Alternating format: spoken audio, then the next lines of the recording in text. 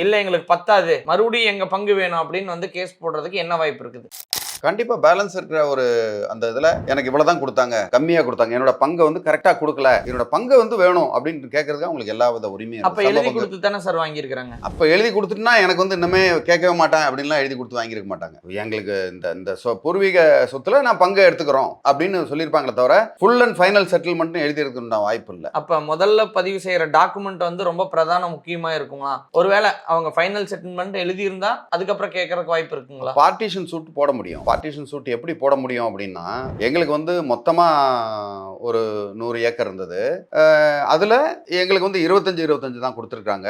அதுல பேலன்ஸ் இருக்க 50 வந்து அப்படியே எங்க அண்ணன் எடுத்துக்கிட்டாரு, இல்ல தம்பி எடுத்துக்கிட்டாரு. சோ மிச்சம் இருக்கிற அந்த 25 மூணா பிரிச்சு எங்க 3 பேருக்கு சமமா தான் எடுத்துக்கணும்னு அவங்க கேட்கறதுக்கு உண்டான எல்லா உரிமையும் இருக்கு. ஆனால் அந்த இடத்துல ஒரே ஒரு சிக்கல் என்னன்னா, கல்யாண செலவு வந்து ஒரு பெரிய ஹியூஜ் செலவாகி